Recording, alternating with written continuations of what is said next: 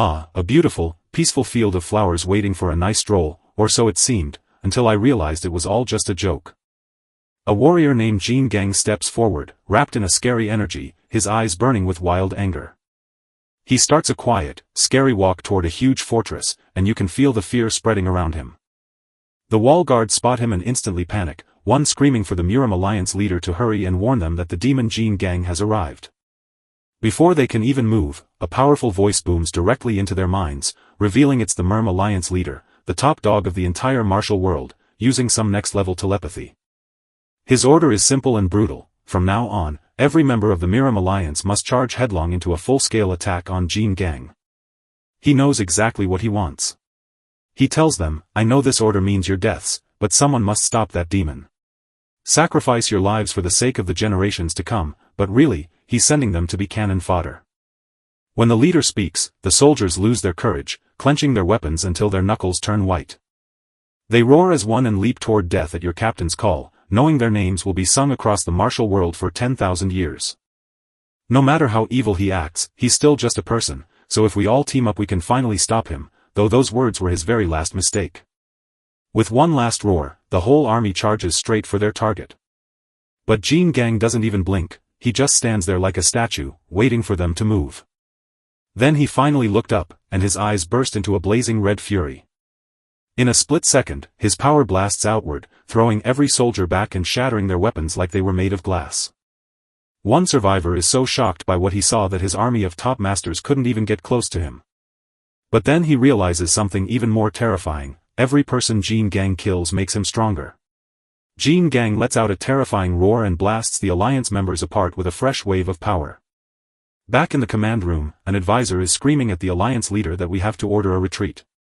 He dropped a shocking secret: the team discovered that Jin Gang made a terrible deal with a powerful monster that lives right in hell.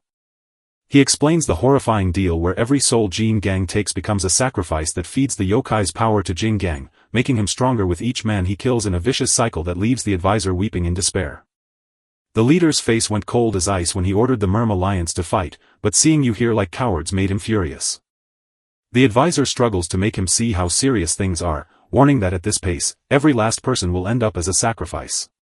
In the worst-case scenario, the powerful yokai could drop down to our world by taking Jin Gang's body as a vessel.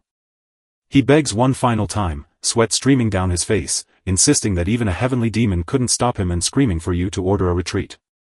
But the Alliance leader just lets out a chilling little chuckle, knowing it would be so difficult. He smiled with pure evil, insisting that since an honored guest was coming, the lavish banquet table could not possibly be lacking in food. The advisor is totally lost, wondering what on earth this guy is saying. Suddenly, the leader's jaw unhinges grotesquely to reveal a glowing blue monster mouth inside, and I've spent 500 years finding a vessel for Lord Rakshasa. As his body changed, he showed a dark plan to make a pact by wiping out his whole clan and leaving only hatred in his heart. I made sure he felt endless despair so he could hold the terrifying Lord Rakshasa inside him, and with that, he turned into a giant blue serpent. The advisors fall back in shock as an Amugi screams, "What have you done to the Alliance leader?" and hisses with pure contempt, glaring at these traitors. Then, it unleashes a flood of glowing blue liquid that instantly melts a huge hole straight through the stone floor. It exposes the final, terrifying truth: the Alliance leaders you trusted for decades were Amugi all along. Just then, something broke in as a pair of bare feet stepped closer. The Amugi just stares, a ghostly yokai so elusive that even hell can't seem to catch one. This is the three-eyed Lord Rakshasa, a creature who only shows his third eye once he has completely taken over a host's body. And there he stands, Jin Gang, now completely taken over, with a glowing new eye on his forehead that fills the air with dread. The Amugi instantly bows its huge head in respect and says, "I am your loyal servant, Lord Rakshasa, please let me be your hands and feet." No matter what you ask, the giant serpent promises to obey you without question. Rakshas's voice whispers from Jin Gang's mouth, sounding low and dangerous as he promises, "You'll do anything." Then, with a sudden, fast flick of his arm, Rakshasa swings his sword straight at the Amugi. The Amugi looks up, his face a mask of pure shock and confusion as he cries out, "Lord Rakshasa, why?" But then a single tear rolls down Jin Gang's face as his true self breaks free, realizing the terrible truth: his wife, daughter, and entire clan are gone. Tears of sorrow and vengeance stream down Jang's face as he glares, knowing he sold his soul to a yokai just to kill you, and now the ultimate Ono reverse card has been played. The giant snake monster stares in total shock, completely unable to believe what is happening right now. It's shocking that you still have a soul inside you, roaring loud even as Jing Gang's blade cuts right through your giant body. With one final, terrible swing fueled by years of suffering and a pact with a demon, Jing Gang finally gets his revenge. Finally, he whispers to himself as his hand lands on the hilt of his sword. After years of striving, he finally reaches this one moment that defines his whole life. He remembers the very moment it began, clutching his dying family to him while their house burned around them. He believes the pain feels just as fresh and sharp as it did on that day, even though everything is finally over. Jing Gang stands before the wreckage of his nemesis, watching the ruin he created as the calm finally settles over him. But a voice echoes in his mind, telling him revenge is done, leaving Jing Gang looking up in total confusion. Lord Rakshasa, the spirit inside him, is impressed but now ready to collect, so according to our agreement, it is time for you to give him your body. Jing Gang's face turns hard as Rakshasa makes his last scary offer, but Jing Gang is not about to say yes. We catch a glimpse of Raksasa's true form, a three-eyed demon god with a forearm arm, meditating calmly before a red moon. But Jing Gang has different plans. He mocks that kind of happy life, and says to shove it to the dogs. You think I'll let a monster like you step into our world? He quickly spins the blade around and aims it right at the yokai's third eye. Rakshasa is frozen in shock, asking what you are doing since you thought you could walk straight to the afterlife after all the murders you've committed. The demon screams threats of hellfire, yet Jing Gang only squeezes his sword tighter. No, it might be even worse, Rakshasa warns, for King Yama himself could wipe your soul right off the face of the earth. That means you become nothing at all. But Jing Gang isn't even a little bit scared by this threat. He smiles softly and says that's the nicest thing he's heard in a while, then drives the blade through his own head to save the world. As blue spiritual energy escapes his mouth and Rakshasa's booming voice fills with shock, you decide to erase yourself, watching Jing Gang's brilliant blue soul rise from his dead body, only for the yokai to refuse to let such a perfect vessel go so easily. The demon lord roars from the spirit world that he will find you again in a new life, no matter how many centuries pass or how deep your soul hides, because our pact is stronger than time itself. The story jumps forward to a bustling Korean city glowing under the night sky. Amid the bustling crowd stands a stranger who carries a fresh life yet the very same soul, and now the hunt is set to begin all over again. A terrible slaughter is happening right now, and these are the faces frozen in the fire. With fire all around her, a woman holds her baby tight against her chest. Meanwhile, a young man screams in pure rage as a spray of blood reveals the monster behind it, with the Murim Alliance leader standing over his fallen victim. The man on the ground can only scream in agony before the Alliance leader stomps his head into the dirt with a sickening crunch. His last words turned into a twisted blame game. Every single thing that happened was your fault, because you were too weak. Suddenly, a man named Dujin wakes up with a start, his skin soaked in cold sweat. He's gasping for air when a voice cuts through the darkness to ask if he's okay after you were sweating and panting hard. She lies beside him, worried that he is dreaming of something scary again. He says the dream keeps happening again and again, so she softly suggests he's just too tired from work, but her voice suddenly turns serious. Dujin, are you really walking away from the job you're doing now? She begs him, saying she can't stand to see him or anyone else get hurt. Dujin looks away to avoid answering, but his phone buzzes right before he can speak, cutting the conversation short. He grabs the phone, knowing it's the boss and that Ho Hong's crew is getting ready to move. He says yes to going right away, but his girlfriend isn't asleep, and it's no surprise that she's still wide awake. She sits up and asks why he's leaving right now, with worry clear in her voice. He claims it's an urgent job but promises that once it's finished, he's truly leaving for good. He meets her gaze and declares he's no longer a monster, and as he sits there, we see the truth in the huge, snarling tiger tattoo covering his entire back, proving he is far from being an ordinary office worker. The story moves to a lonely warehouse by the docks, where you already know nothing good happens here. Inside, a man in a suit lights a cigarette and argues that old-school gang wars are a bad look because they're too messy and draw too much unwanted attention. Meet Gutong, the boss of the Tiong crew, who grumbles that social media has ruined the fun of a good brawl. So he challenged the rival gang to a single-match showdown where just one fighter faces off against one fighter to settle the score. Cho Ho-young nods right away and says, fine, the loser hands over the docks. Ho Hyung laughs in your face, mocking the idea that you trust a so-called demon. He points to his own champion, a fit fighter with a top knot, telling us that the rookie we just brought in is pretty darn strong. Taeyong just smirks and calls out to Do-jin, asking if he's ready for the guy who looks tough, and sure enough, Tong Do-jin steps forward looking like an absolute unit with quiet confidence rolling off him.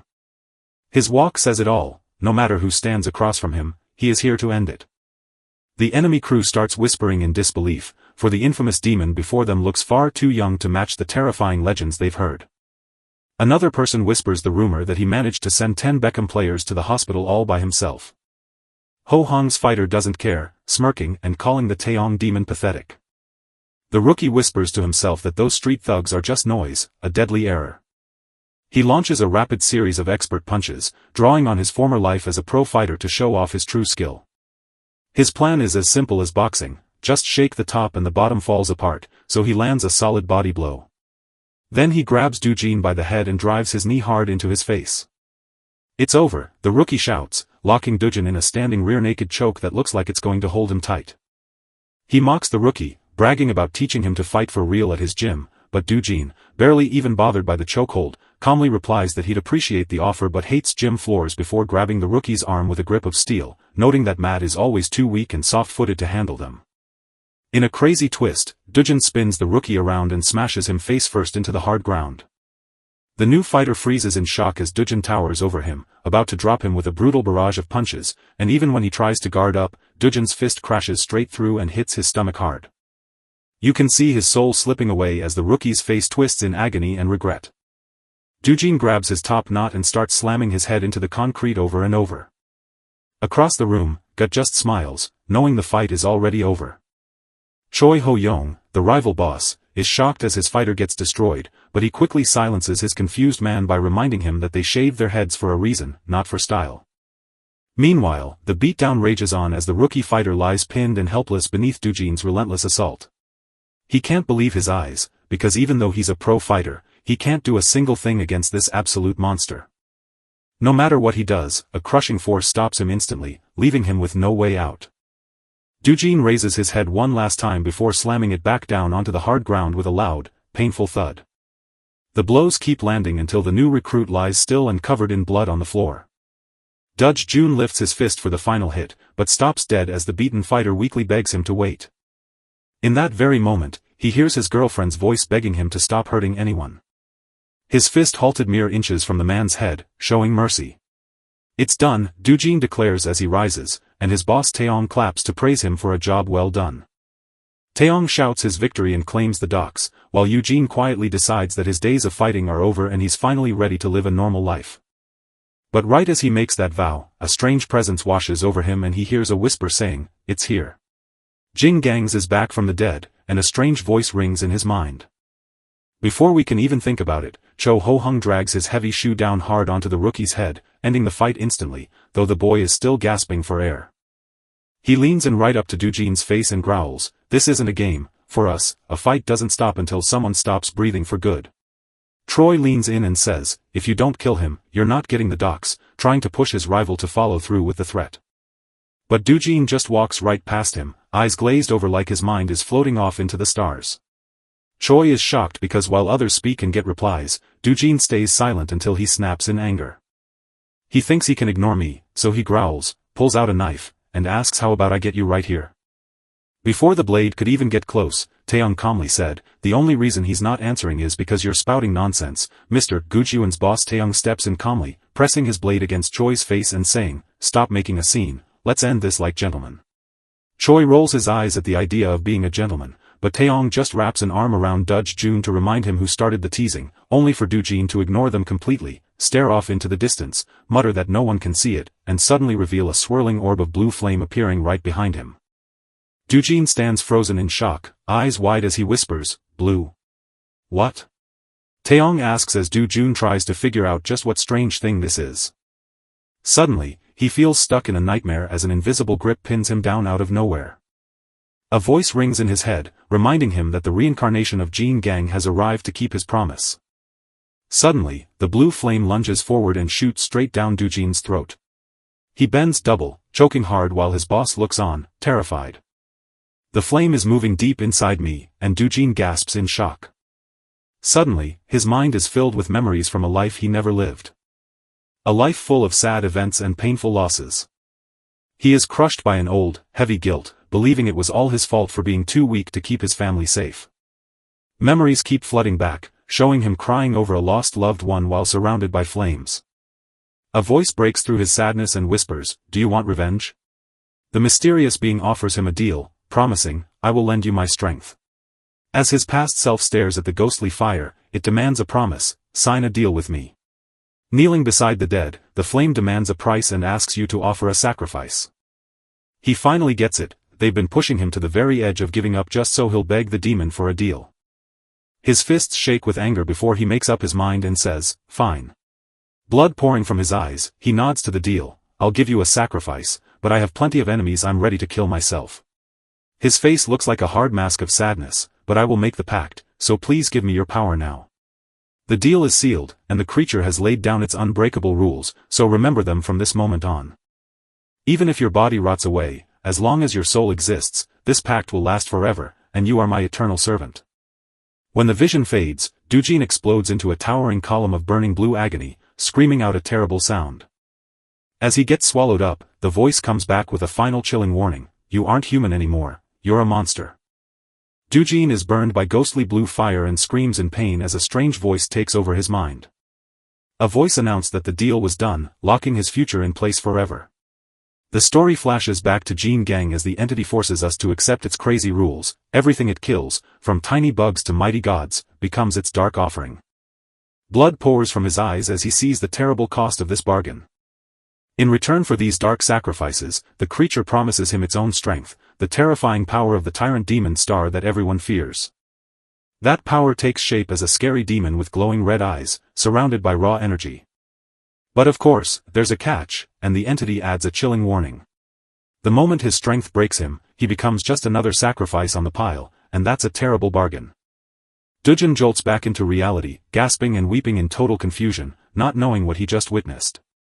He stares at his shaking hands, struggling to believe what he's just seen.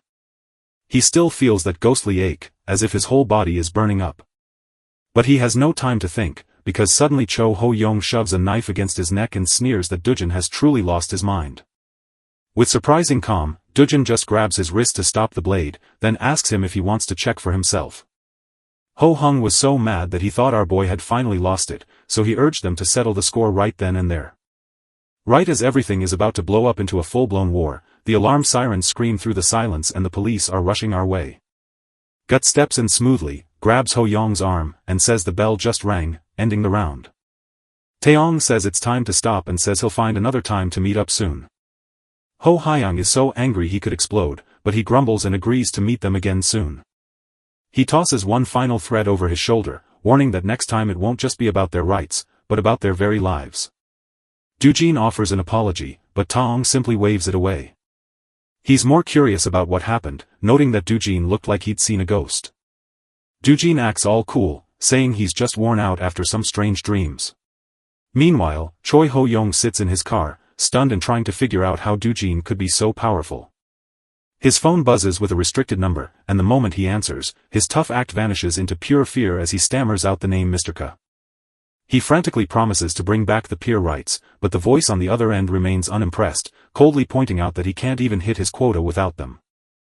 Ho-hyung's face turns white as the caller threatens to hang up, so he begs for just a bit more time. Over at the other end, the mysterious Mr. Kia sighs, fed up with all the begging, complains that his ears are starting to hurt. Clutching a cracked, eerie orb, he agrees to wait but sets a scary deadline of sunrise, then watches as Ho-hyung tries to keep order while standing next to shelves piled with severed human feet. As the call cuts out, Ho-young shakes in his car, whispering that the guy is a monster. With pure terror, he frantically demands to know exactly when the sun will rise. As he shakily lights a cigarette, he realizes they must crush the TZ Zong faction right now. If they don't succeed, his life and the lives of every man under his command will end. Later that night, Du Jing walks back to his apartment completely unaware of the danger waiting for him. The moment he walks through the door, he knows something is terribly wrong. The apartment sits in a deep, spooky silence. He looks down and freezes in horror as he sees strange, dusty footprints covering his clean floor. Before he can even deal with the first attacker, a second man charges with a wild uppercut, but Dujin moves so fast he blocks it and instantly fires a hard punch right into the guy's stomach. He snaps his blade down on the guy's neck in a flash, dropping him before he can blink, one down. He then grabs the first intruder, who's already bleeding out, and prepares to gouge the man's eyes out, which is a brutal sight. He hands him a choice: speak the truth and live, or stay silent and go blind, and in his desperation, he demands to know where the woman is. Suddenly, a new figure steps out of the shadows, clapping his hands and admitting that Dujin is just as tough as everyone said. He tells them he leads the Hoyong group, then hits them with a terrifying secret: his family has been taken hostage. He says he's just obeying orders, but when Dujin spots his girlfriend tied up and shaking with fear, his eyes blaze with pure fury. He snarls with pure rage, vowing to kill them all, but the leader just laughs it off and tells Dujin to keep his head cool because he knows exactly what's happening. Dujin's fist shakes with held-back anger, and since he's lost, he asks them what they want. He offers to give them his Achilles tendon or his wrist, or anything else, just to make them stop bothering his girlfriend, but the leader shakes his head and says that's not enough because their boss has already decided what will happen. Tonight, they plan to wipe out the whole Tong faction. Just as it seemed the fight was over, another thug pulled out a knife and drove it straight into Dujin. Dujin grabs the blade with his bare hand, letting the blood pour from his palm. With his hand still bleeding, he makes one last plea, asking them to promise they will spare the woman's life. The leader pauses in shock, then nods and promises he won't hurt her. Upon hearing this, his girlfriend struggles and screams in pure terror, her eyes wide with panic. Dujin lowers his gaze, heavy with guilt, and offers W an apology because he can't stand seeing her look at him this way. Ja can only watch in horror as she hears muffled cries from her gag while watching what's about to happen. He thought to himself that this was the end, right when he was finally about to start living a normal life. A flash of his past life's nightmare hits him, holding his dying love in his arms. But he finds a strange sense of peace, knowing this time it is he who must leave, not her, which brings him a small relief. With Dujin's guard lowered, two other thugs rush in and bring the fight to a close. Dujin falls to his knees, utterly beaten, while the rival gang members close in all around him. The leader tells his men to leave the mess for the cleaners and rush to the boss before the sun comes up. One of his men asks about the girl, and the leader just smirks. Of course, they're going to take her because they can't let a witness go.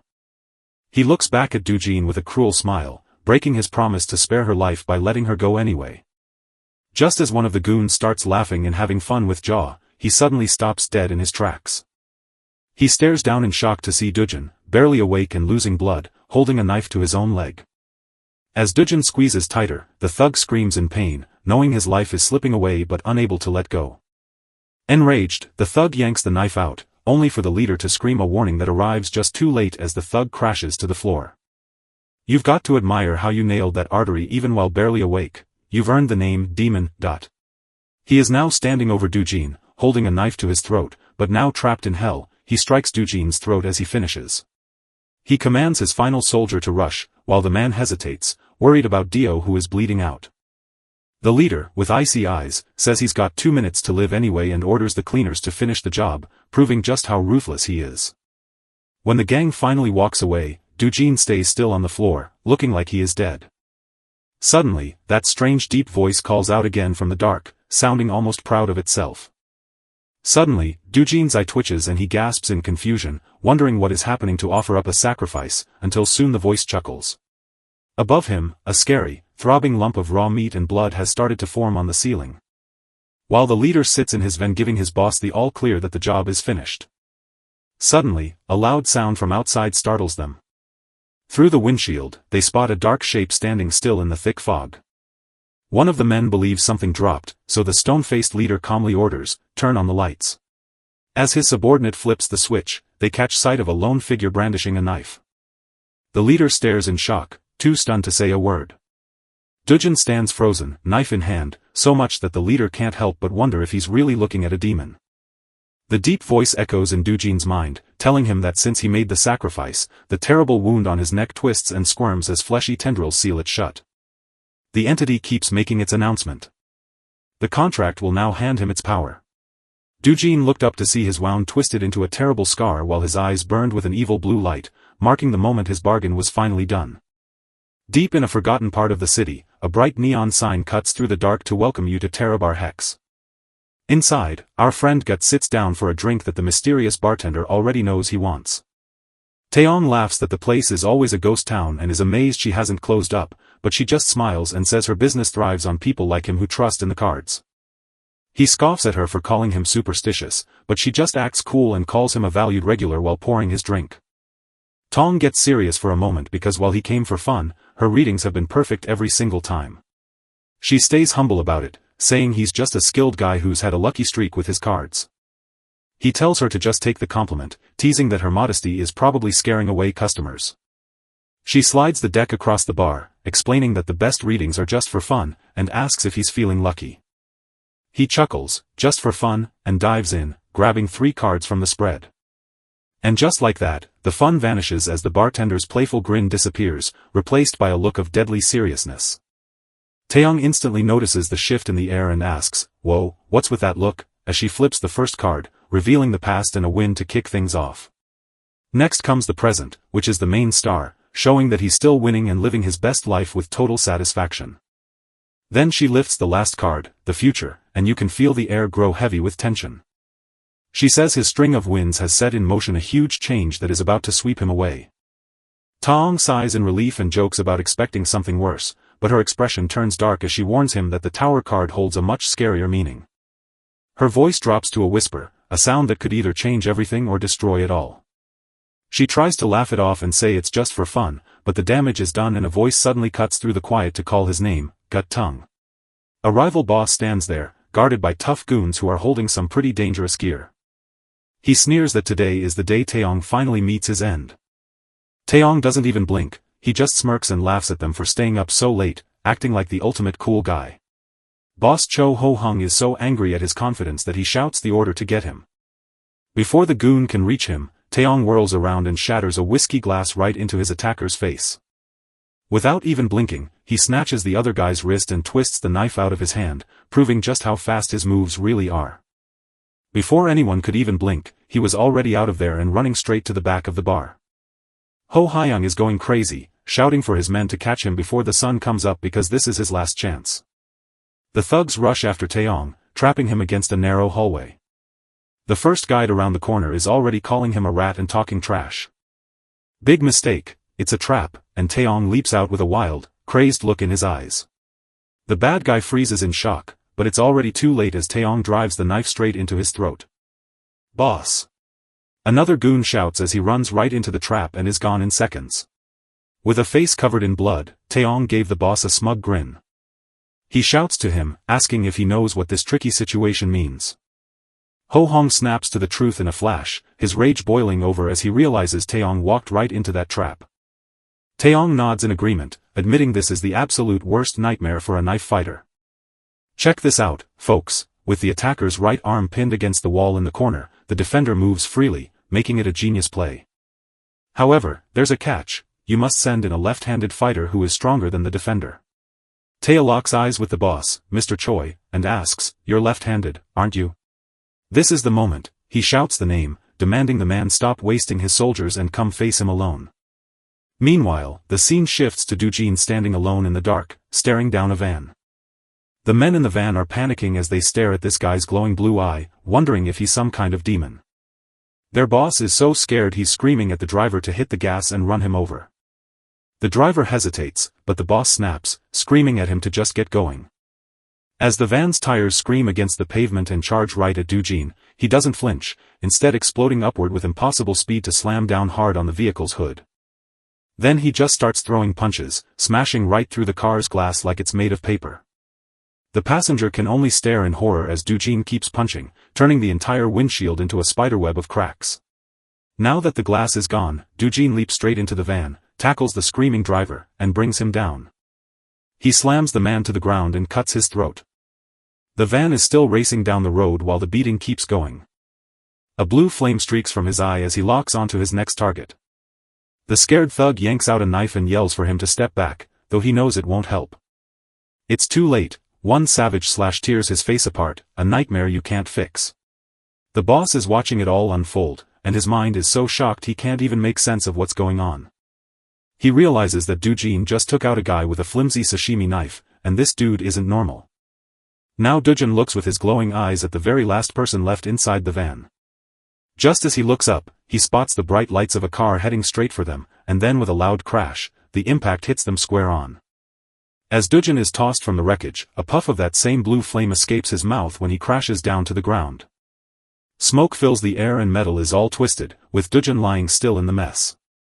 As the last goon drags himself out of the van, he spots Dojin slowly pulling himself up. "Oh, the fight isn't done yet, buddy." He turns to finish the job, pulls out 2 knives, and growls, "Bring it on." You know the drill. Dujin snaps his eyes open and launches himself at the thug with terrifying speed.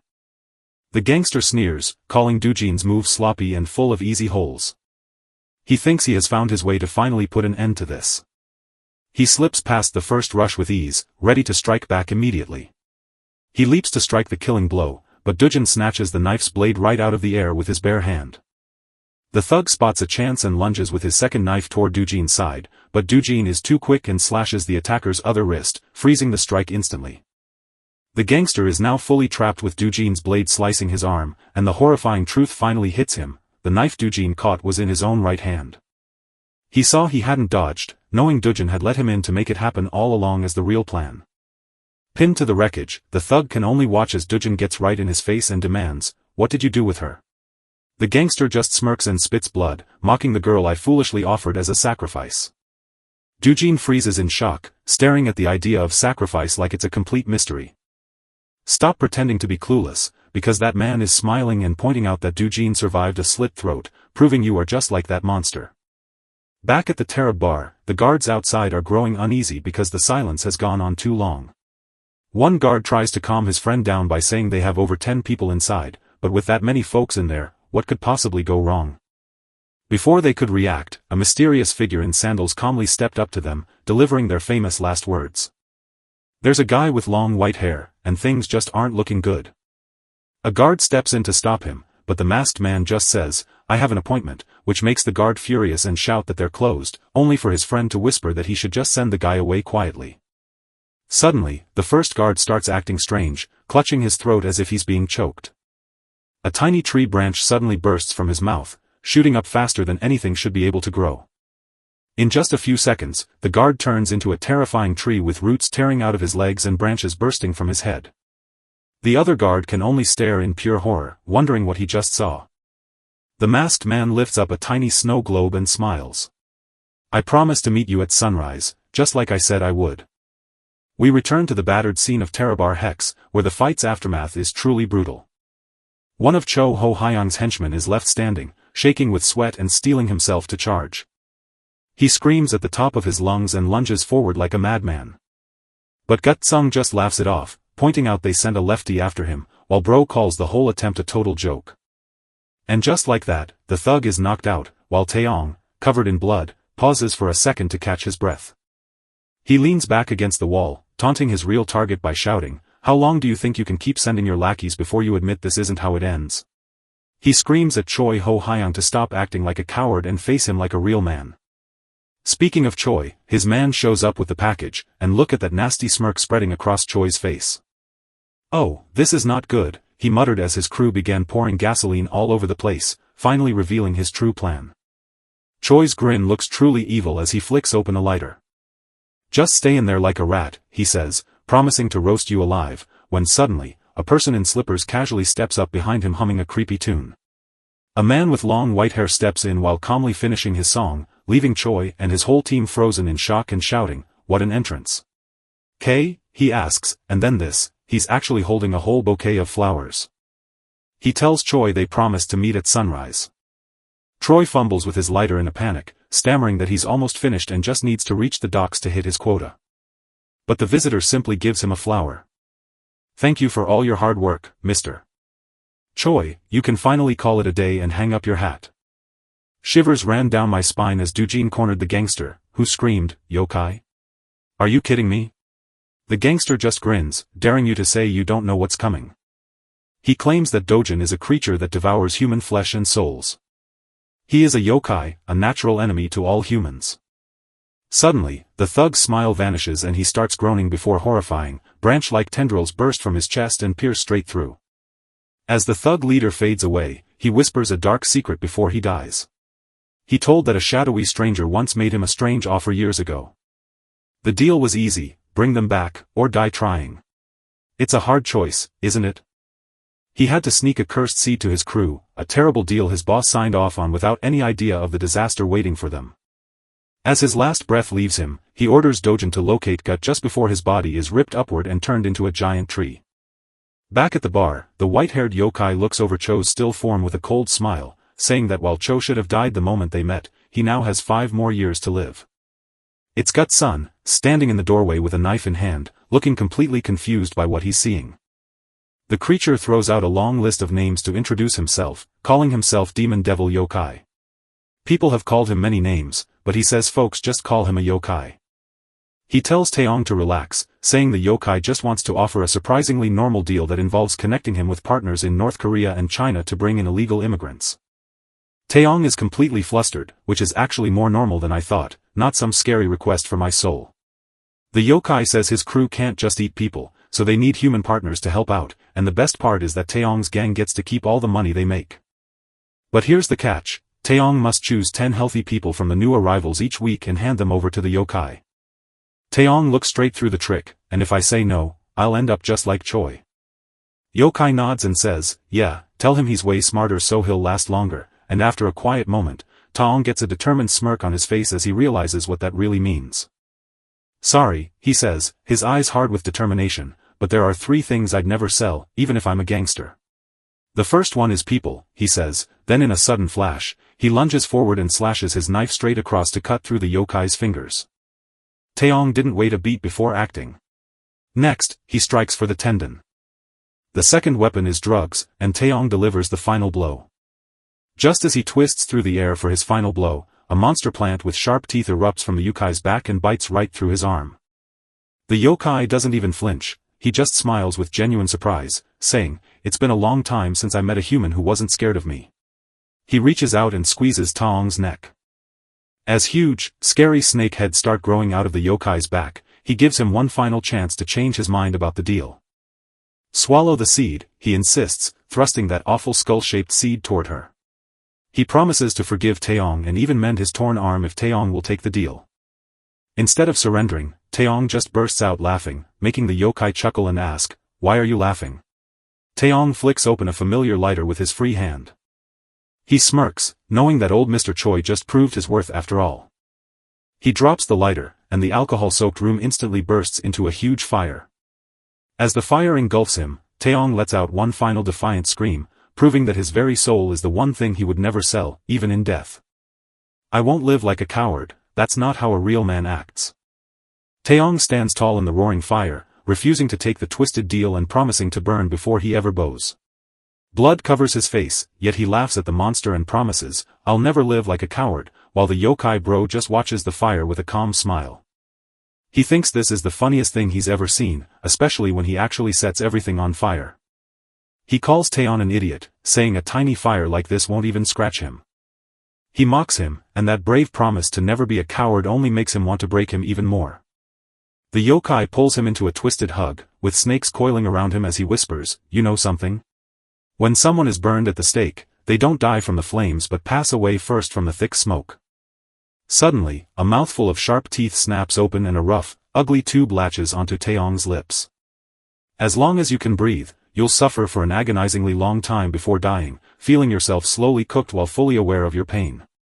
Dojin stands in the doorway holding a fire extinguisher. Is that you? He asks, thinking you're a monster, but before you can answer, Dojin blasts a giant foam cloud that soaks both of you. He isn't finished, so he charges forward, smashing the heavy canister through the air like a giant club. He crushes the extinguisher into the yokai's head with a brutal crunch, then throws a rapid series of punches. Dojin looms over the shocked monster, his face hard as he demands to know where the woman they took is, but the snake-wrapped yokai just laughs and says they'll die anyway until Dojin suddenly snaps and bites right into the monster's arm. The yokai's eyes went wide with genuine shock, muttering, wait, what? You were one of us this whole time? Then, a brilliant blue flame bursts from Dojin's eye as he snarls, but the yokai just says, you don't even look like one, so are you trying to steal my sacrifice? These days, monsters are just useless junk, and you're so weak you can't even sense if your enemy is stronger, so stop dragging on in your shame and just die, he sneers. But all of a sudden, a strange humming noise fills the air, and the yokai stops in his tracks, suddenly feeling something shift inside his pocket. He pulls out the rock he's been holding, and it's glowing so bright and shaking so hard in his hand that the bead inside it is buzzing with energy. His eyes went wide with shock, realizing that right here, near this bead, a path to hell must exist. He lifts the bead with a greedy grin, whispering that this massive find has never happened in 3 centuries. He smashes Dojin into unconsciousness, but seeing how much stronger his new ally has become, he chooses to let Dojin live. He laughs at the unconscious man, thinking it's a waste of hell's trouble to punish someone so weak. He chuckles as he pulls a shrunken head from the tree, admitting he'd always want to meet a guy straight from hell and convinced he could do anything better than that demon. So he pitches his idea to the big bosses, and if you are watching, he smirks and says, "Call me anytime." Meanwhile, a truck screeches to a halt in front of a huge, shady warehouse across town.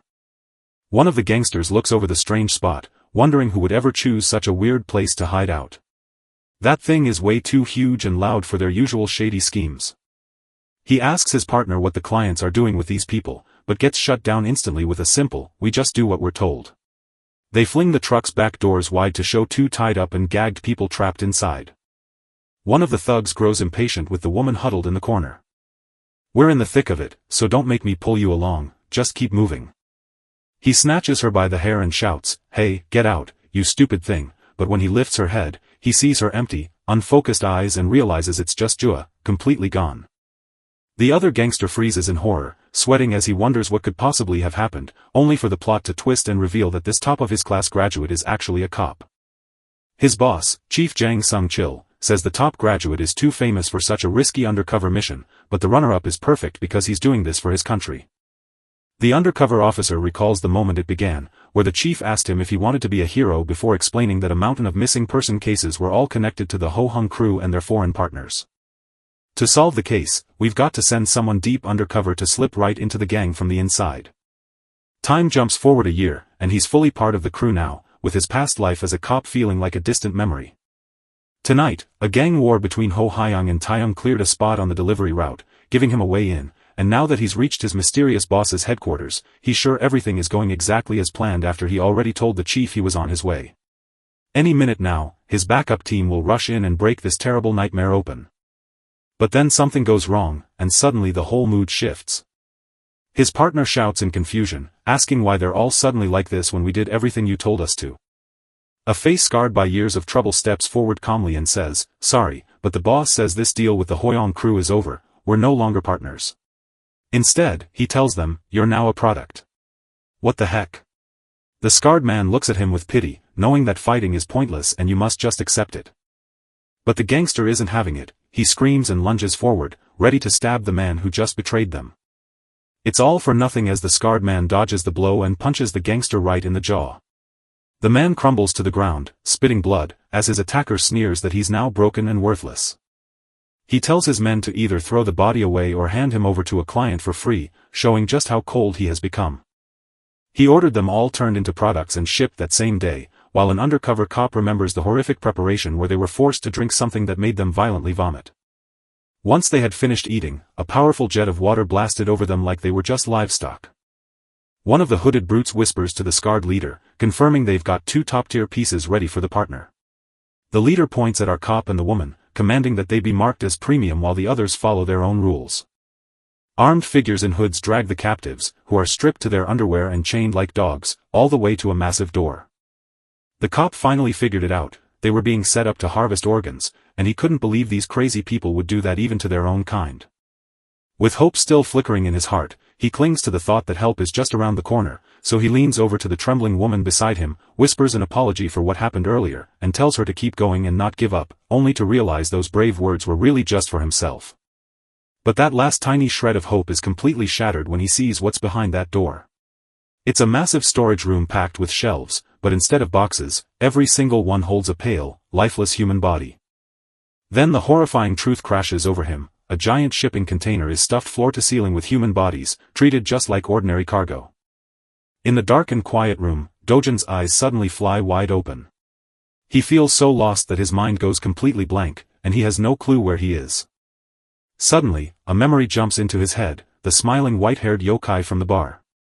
Just then, he notices he isn't alone as a strange woman steps into the doorway and watches him closely. Dojin springs up on high alert and demands to know who she is. She took a slow drag from her cigarette before coolly introducing herself. She runs the taro bar that burned down, and she's also the one who pulled him out of the flames. But then a shocking twist happens. She reveals that she hunts yokai just like him, too, since she is an exorcist. Yokai Dojin clenched his teeth, recalling the other spirits who had called him the very same thing before. He bursts with frustration and yells, "What are all of you talking about? Me? A yokai?" She hisses, "Be quiet, I let you breathe only because you might come in handy." Her eyes were as cold as ice when she warned him that she could have him running for it in a heartbeat. She points at him and says a normal person wouldn't look like this, but Dojin just stares down at his missing arms and legs like it's not a big deal. What on earth is this? His brain is still spinning trying to figure out how he now has a mole rat sticking out of him. The exorcist tells us that a yokai can only be stopped by hitting its head, because its heart can be pierced and its body still grow back. She smirks as she dismisses his healing powers as nothing more than a bug's ability to mend itself, and that stings. Dojin takes a deep breath to steady his nerves, then asks the single question that matters most, just exactly what is a yokai? She warns that yokai are scary spirits that take over human bodies and hide right among us, living our lives without anyone noticing. Then the scene shifts to a fresh horror where undercover cop gang men get stuck in a shipping container and stares in terror at people being stored like goods on shelves. Just then, a hooded stranger stepped up and jabbed a strange gadget right into the captive's neck. The poor man collapses and shakes on the ground while Young-min screams at the crazy killers, but a dark voice interrupts him to say that the victims aren't dead yet, and that the white-haired yokai from the bar has returned to let them hear and feel their fear while they are completely unable to move. He proudly announces that our speciality is fresh humans, carefully chosen for their perfect fear, which makes them the top-quality catch for clients who can't hunt for themselves. Young-min can't believe his luck, so he tries to bluff by screaming that the cops will be there any second to throw everyone in jail forever. But that hope vanishes instantly when the chief walks in, sniffs the air, and declares, "It already smells delicious." Chief Jae-young-min stammers with betrayal as his own boss reveals the Ho-Young gang was watching us, only to offer a sneer and remind me that our hard work kept them in check. The chief asks if Gwang-min is a special dish, and the yokai just grins and asks, "That's right. Should I wrap him up for you?" "No," the yokai replies while loosening his tie, "I'll eat here. I'm very hungry." Young-min can only watch in absolute terror as the chief undresses, his voice trembling as he asks, "Chief, what are you doing right now?" He still can't process the betrayal. The yokai simply rests a hand on my shoulder, telling me to stay still since I have a meeting in a couple of hours and can't change right now. Then the yokai's face splits right down the middle with a sickening crack.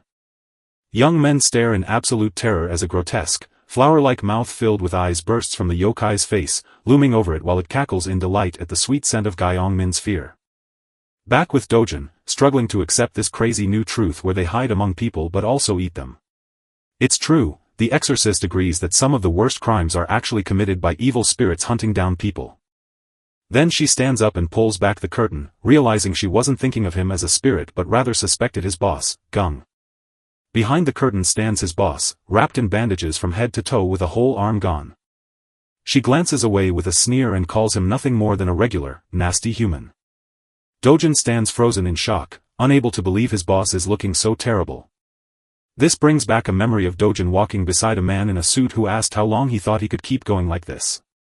Dojin reminds him of the 5-year promise they made to see this all the way through. But the man says something that leaves him confused. "You don't have to go all the way with me, Dojin," but before he could ask what she meant, Ja walked up to them. The man beams with a warm smile and says hello, offering a sorry for the late night keeping Dojin outside.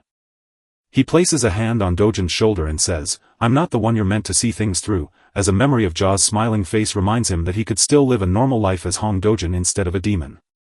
Snapping back to the present, Dojin's face hardens as he asks the exorcist how to find the white-haired yokai, and when the exorcist questions his motive, Dojin hunches over with pure anguish, admitting that the monster took his most precious person away and that he must save Jua. She smirks and says you might be useful against Kuei, but quickly reminds you that you can't win, even though Dojin stares dead serious after claiming the flame spoke to him in his dream, leaving the exorcist looking truly surprised.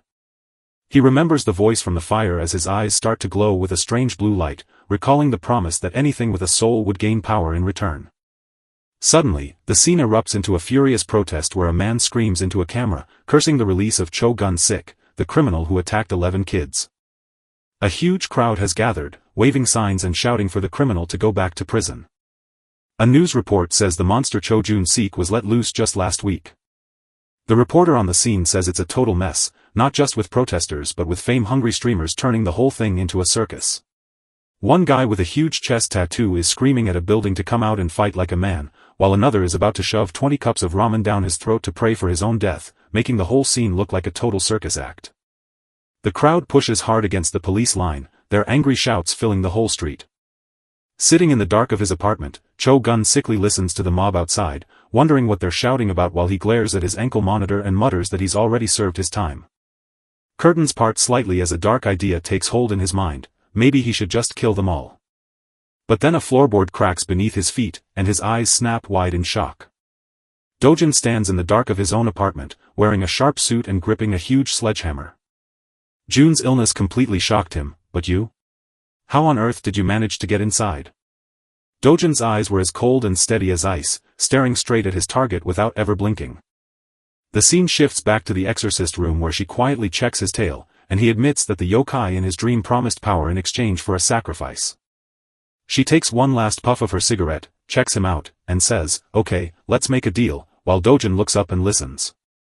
She lays out the plan. "I'll give you a list of villains I suspect are yokai, and you, Mr. Hongdu-jin, go out and kill them."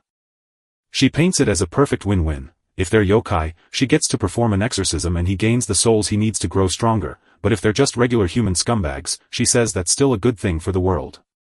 With a grim look of determination, Dojin says without a second thought, "I'll do it," and stares her straight in the eye, asking if there are enough suspected yokai to give him the power to kill Kuei, only for her to smile confidently and tell him not to worry, because when it comes to villains, there are plenty to go around. "Now, back to the present," he said, gripping his sledgehammer tightly in the dark apartment and asking in a dangerously low voice, "What are you?" Cho Jun-sik freezes in pure terror, just able to stutter, "What?" before Dojin grabs him by the hair and shouts, "Are you human or a yokai?" as he lifts a huge sledgehammer to deal his own brand of justice. Back in the warehouse, the chief has turned into a flower-like yokai that is happily enjoying the smell of its next meal. The man tries to scream for help, but the monster has already got him, so it's far too late. In an instant, the beast's huge mouth gulps down his entire head. All you can hear is the muffled screams of someone being eaten alive. As we watch this horror show, the mysterious white-haired yokai stares at the chief, who looks so hungry he asks his goon where the other delicacy is. Now who's the next snack? It's Ja, all beaten up, bleeding, and tied up. The gross flower monster lurches right over to her, drooling as it sees her. The liquid gurgles out, and she suddenly looks even more delicious. But just as the monster lunges to strike, it stops cold, realizing that Ja isn't crying or screaming a sound. The white-haired yokai looks disappointed and claims she's lost her mind, leaving her soul too broken for him to feast on. But hey, it's not all over, since he sees her flesh is still top quality and she can be a normal meal. As the monster's jaws open wide, Ja leans in and whispers, "Thank goodness it didn't take too long," then smiles and adds, "I'm coming, Dojin." But wait, the white-haired yokai steps in front of the captain after hearing Dojin's name and says, "Sorry, chief. I'll make you a different special treat instead. This one isn't up for grabs." The chief is so mad he's shouting that you're ruining his dinner and that he wants to eat the human right now. The white-haired man just calmly tells him to chill out and wait a little longer. He promises a special treat for tomorrow while gesturing toward a cage packed with other victims.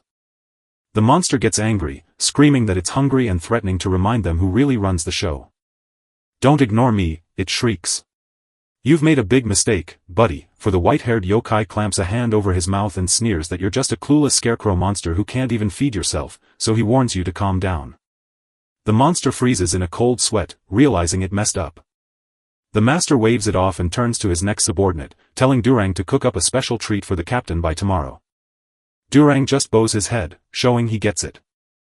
The master turns back to Jua and grins with a smug look. And as for this one, she's now off the market. He knows exactly what's going on and can't help laughing as her boyfriend looks desperately for her. Meanwhile, Dojin is testing out his new powers, watching in amazement as his hand lifts and knits itself back together in an instant. He tightens his fist, a look of pure determination on his face, knowing this new body is a game-changer. The exorcist warns that as long as a yokai's head stays whole, it can grow back from almost anything. Dojin catches on right away, so it looks like I'm the one who has to keep smashing their heads from now on.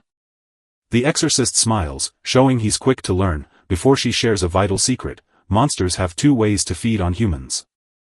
One monster eats people just for hunger, while the other uses fear to feast on souls, leaving Sojin totally confused by the two.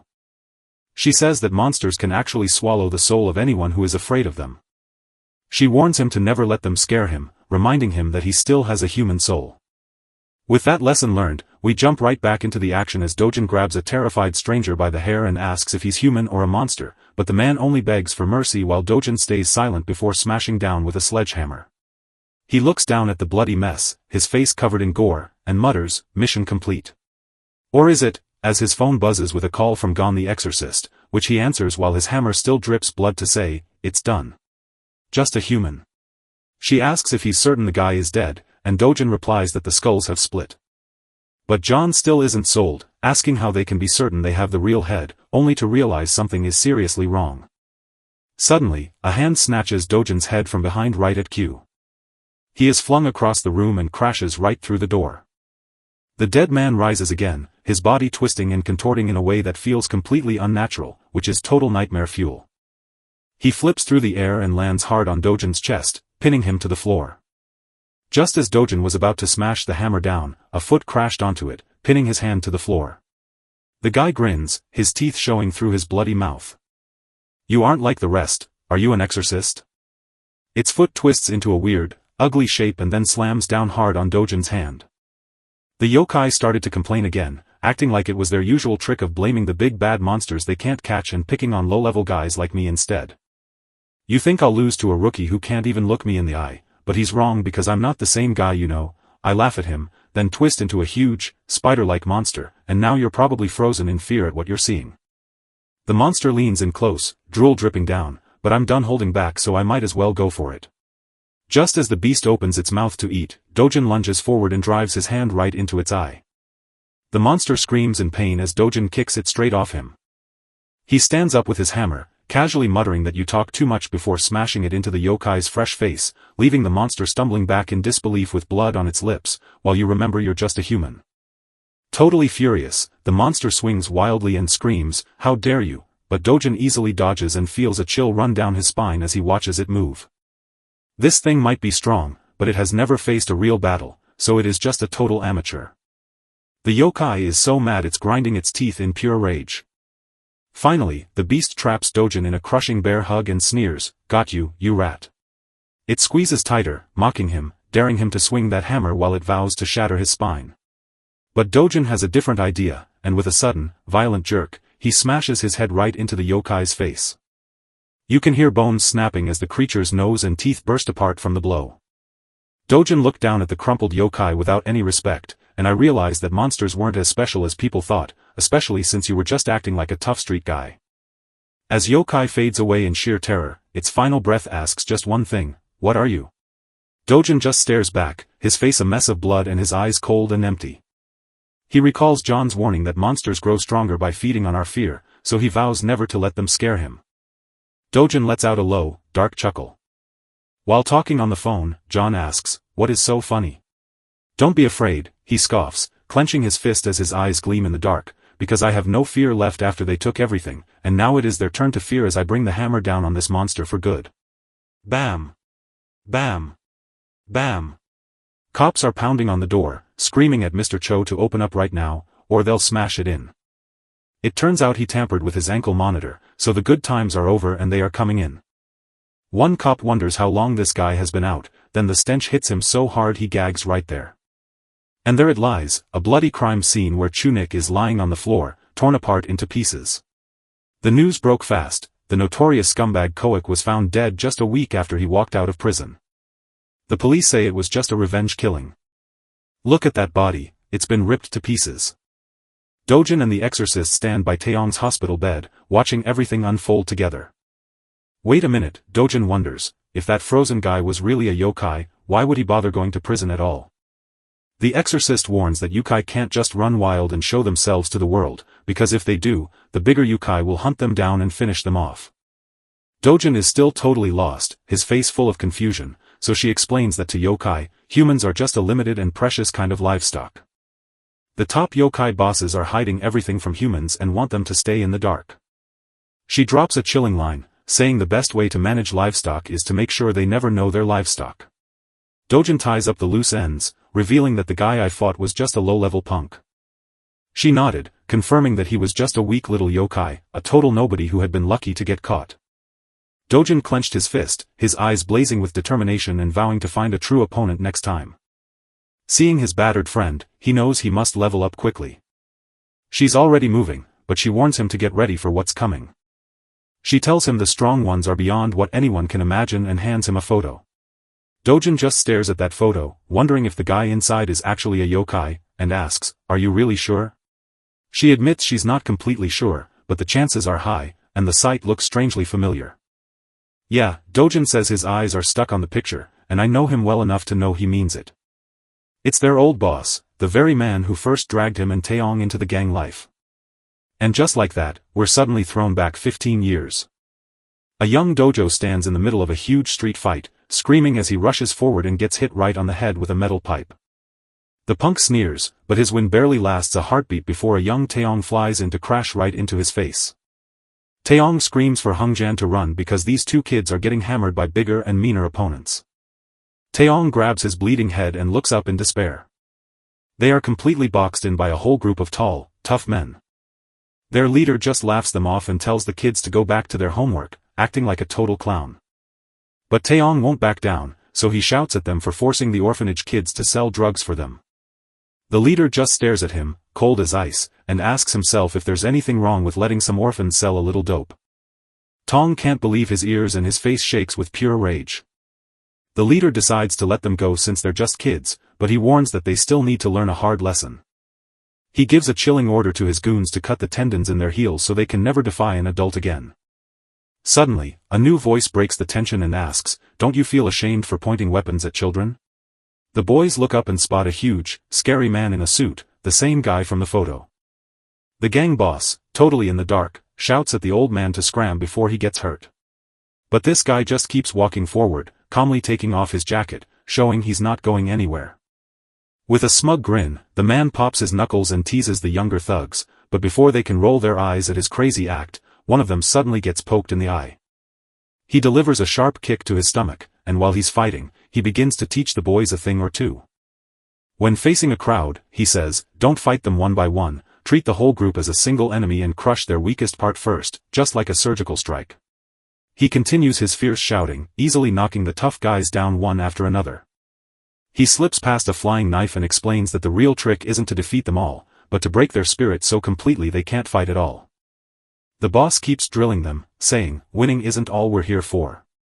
The gang leader watches in sheer terror, stammering at the boss, who explains that once a foe breaks and stops fighting, they turn from an enemy into a tool you can use to control the whole battle.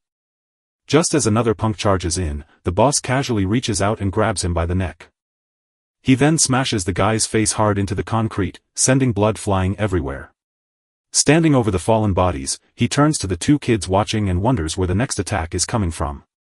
A young Dojin locked his eyes on the target and shouted, "Left." Just like that, the boss blocks the left side punch and throws back a powerful counter hit. "Alright, let's review," he tells the stunned children, "because against a crowd, you don't defeat them, instead, you." And Dojin answers with a dead serious voice, saying he will break their will to fight. The boss smiles and praises the young people for how fast they learn, but then he suddenly pulls out a knife. The rival leader is panicking and begging for his life, "But we've changed our minds and will never hurt those kids again, I promise." The boss considers it for a moment, nods in agreement, says, "Really? Okay, then," and promises to spare you. But the second the guy lets out a sigh of relief, the boss slices his ear off without even blinking. He says with a scary grin that you still need to be punished so you'll never disobey an adult again. He wipes the blood from his blade, casually says he's hungry, and turns to look at the two boys. "You kids eaten yet?" he asks with a warm smile, promising uncle will buy something delicious, before the scene jumps back to Dojin sitting across from his retired boss, who waves off Chairman Dojin's greeting about time passing and then turns serious to say he heard about Taeyong getting hurt. He takes a sip and locks eyes with Dojin, proving that being a gangster just piles up bad luck. One day, all that bad luck will catch up to him, and no criminal will live forever. Dojin gulped down his drink, his eyes wide as he whispered, "It wasn't just the tea, my woman was taken too." The chairman just sits there listening as Dojin slips his hand beneath his coat. Then, with a loud thud, Dojin slams a giant, shining knife down on the table right between them. He stares deep into his old mentor's eyes, sees his own face staring back from the blade, and then asks a question that sends a chill down your spine. "So I'm asking you right now, Chairman, are you human, or are you a yokai?" The exorcist tells it straight, their old boss, the man who turned them into gangsters, was really just a father figure to them. She must ask, is Dojin truly ready to face the man who raised him? And Dojin can't deny it, he thinks, admitting that while the man is a teacher and father, he is also the one who forged him into a literal demon on the battlefield. The picture in his hand shows the target's name, Chairman Quack Jangpil. This triggers a memory that transports us to a tiny, unassuming goob joint. Inside, a much younger Genpil slides a bowl of soup across the table and asks the simple question, "You hungry?" Across the table, two young kids named Dojin and Taeyong sit looking completely broken after everything they've been through. Dojin, always practical, thanks him for the meal and immediately asks why he's helping us and what he wants, but Jank just keeps smiling and saying that he and we are really no different. He tells the two kids that, just like them, he has nothing left to his name. It turns out he spent 20 years in prison for his crew, and when he finally walked free, everything he had built was gone. His friends, the woman he loved, and everything he built just disappeared. So, he hatched a new plan to find men just like him, guys with nothing left to lose who would claw their way straight to the top. And as Dojin remembers, the chairman taught them everything, starting with the very first lesson, how to throw a punch. Then, he showed them how a knife can work with deadly speed. Most of all, he showed them how to think and how to take down their enemies forever. Under his command, the group fought without stopping until Dojin had grown so terrifying he stood like a giant over a huge pile of dead bodies. The last survivor stood frozen in pure terror, too shocked to believe one man could cause such horror, until they finally called him a demon. But the thug has one final trick up his sleeve, he grabs a knife and lunges at Dojin. But Dojin, cold as ice, grabs the guy's wrist and snaps it with a sickening crack, all without trying hard. Just then, Chairman Quack Jangpil strolls in with a big clap right next to Q. He gives Dojin a pat on the back for doing such a great job cleaning up the mess. He pats Dojin on the back, says, "Good work," and then asks us to see what we fought for. But when they open the bag, they find it filled with drugs, and the chairman explodes with rage. He stares at the guy named Young Min, demanding to know where the rest of the shipment is. But Young spits back that he's a dead man either way, so he says nothing at all. The chairman just let out a cold laugh, which is smart, but why don't we try this instead? He leans in close and threatens to sell Zhang Men's wife and daughter away to a remote island, a truly low blow that makes Zhang Men explode in anger, screaming that his family has nothing to do with this mess.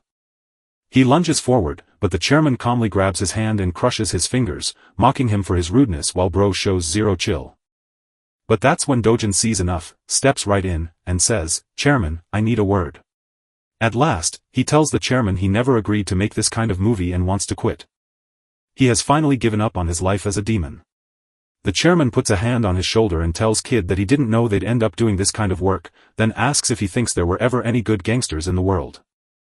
Then he gives him a scary warning about what happens to traitors. His last command is plain, stop overthinking and just keep acting like the demon you were made to be. As the chairman leaves, Taeyong steps forward with a bloody knife in hand and tells Dojin, "I want to get out too." He is tired of the drugs, the people he sold out, and the soul he bartered away, ready to stop living like a coward.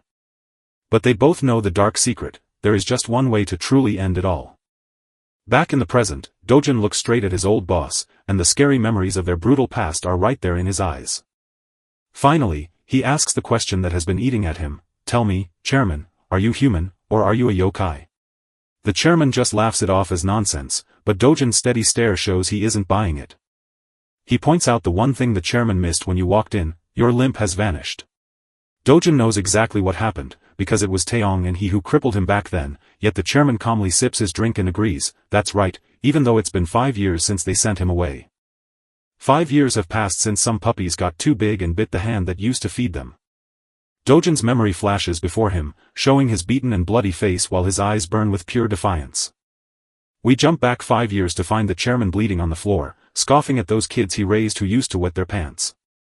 He looks up at his 2-star pupils and just laughs, saying, after everything he did for them, they stabbed him in the back, while Tsang spits back that it is the chairman's own fault for being too stupid to see it coming.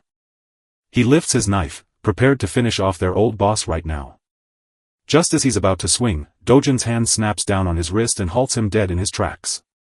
Dojin shakes his head, telling Taeyong that no matter what, the man who saved their lives is still the one he has to trust. Instead, Dojin stares with icy determination and vows to make sure he can never fight again.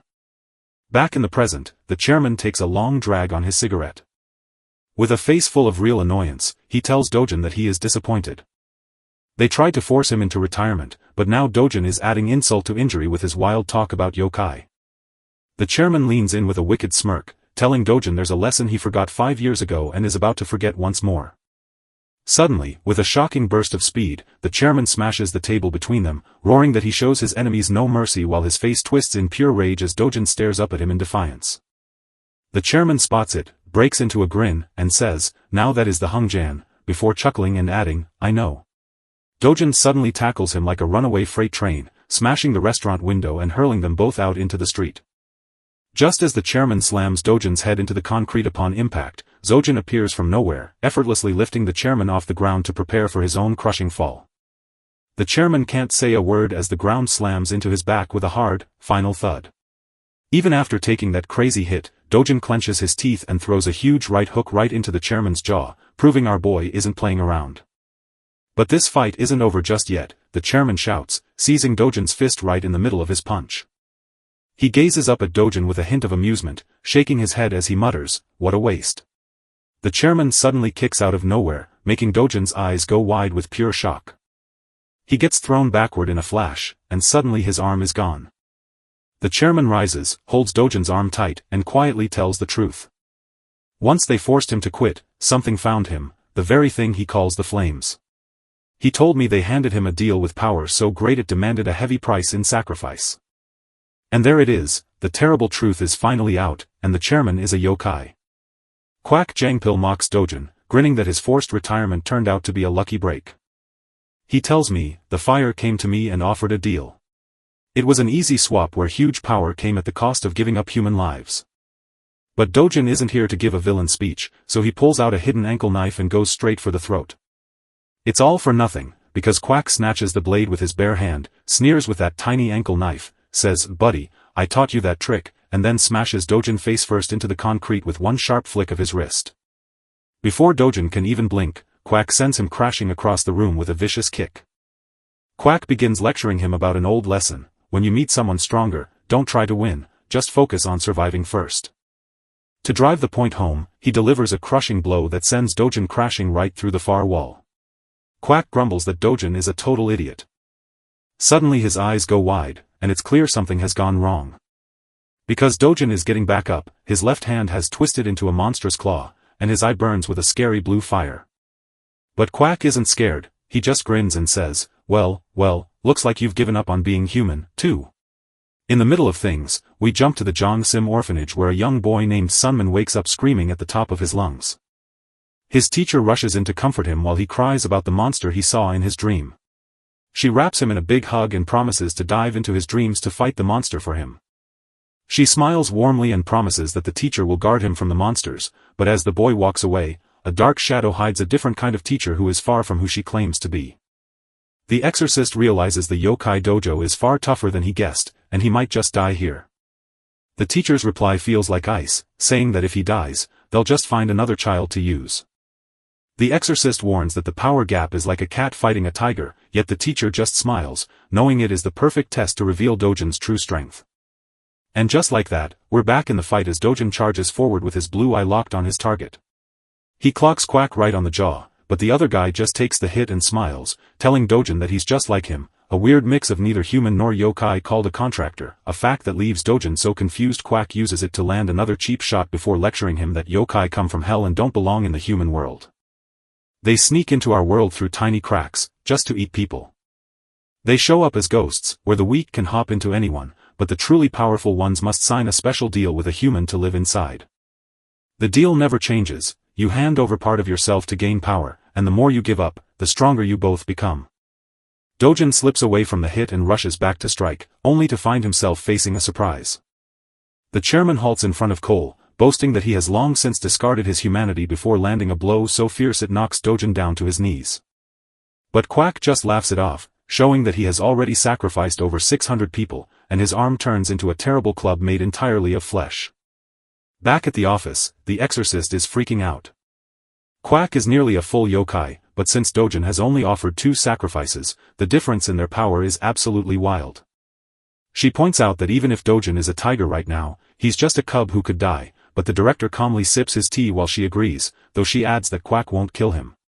She says it wasn't about winning, but a test to see if Dojin was a house cat or a wild tiger.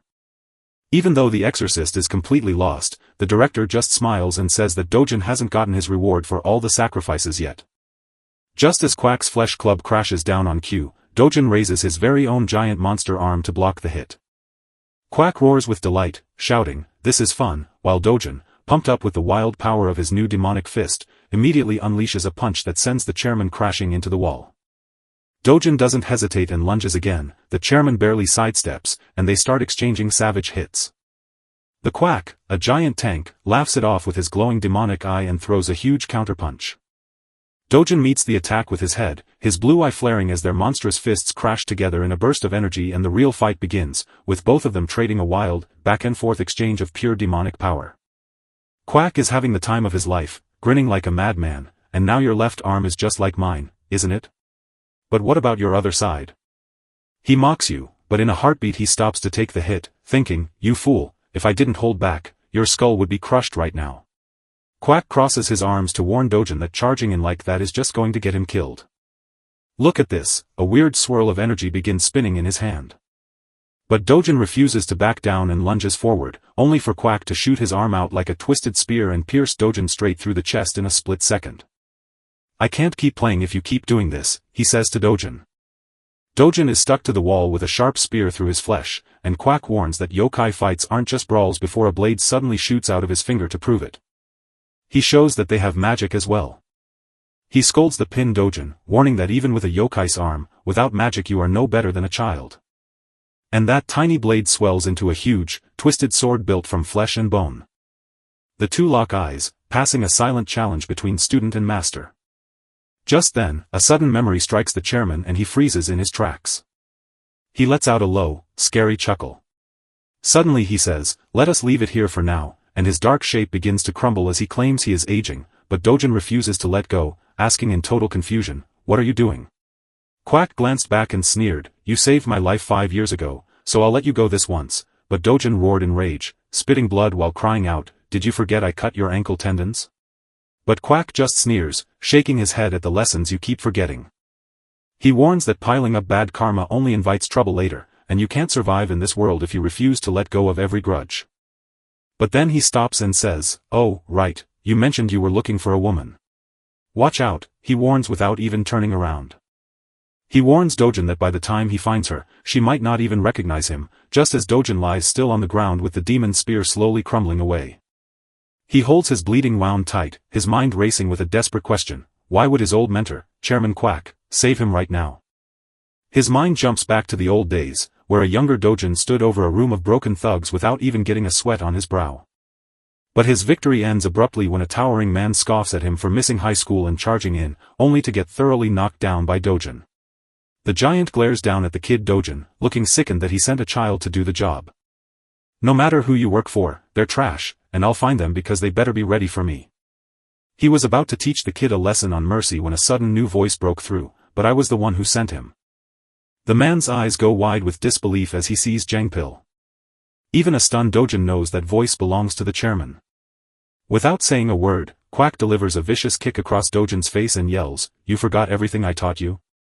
Quack scolds him for rushing into a fight with someone bigger, leaving the other guy shocked to learn Jangpil has been out of hiding and wishes he'd been called first. But Quack interrupts him with his famous eye-poking trick, sneering, "What? You think that buys me tofu?" before slamming a fist straight into his gut. Quack snatches a handful of hair and snarls in your face, saying that after only 3 years you've gone soft and asking when you earned the right to look down on him. Then he goes wild, throwing a fierce storm of punches that finishes with him crushing the man's face right into the concrete. After teaching his lesson, Quack looks at young Dojin and says, "Kid, distance and height are the basics of fighting," then stands over the defeated man as he delivers a final, crushing blow to silence the man's pleas for mercy.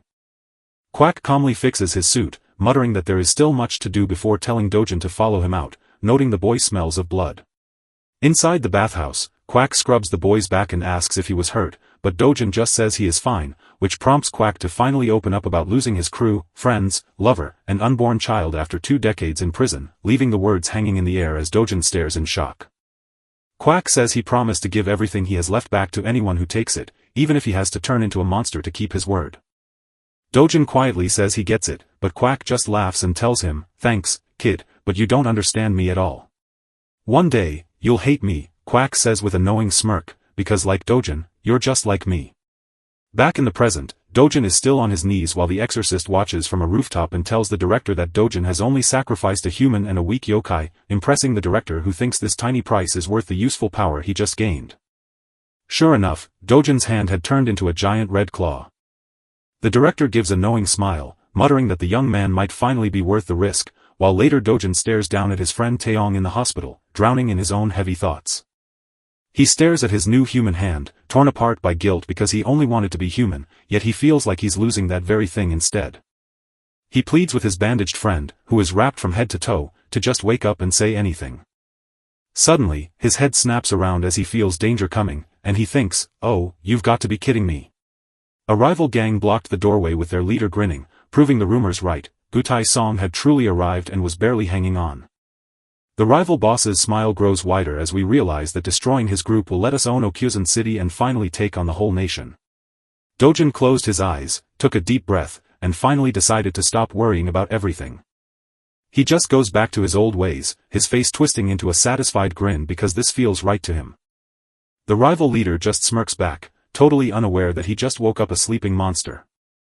Before any gangster can even blink, Dojin is a blur of motion and instantly knocks one down with a savage kick to the face.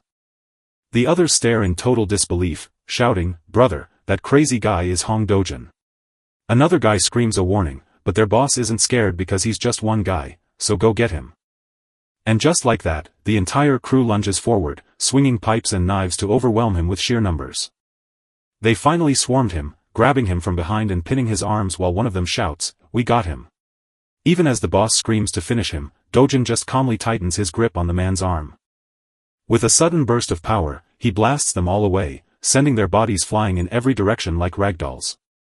Dojin looks down at the scared people below, then says calmly, "Thank you, because of you, I've finally decided."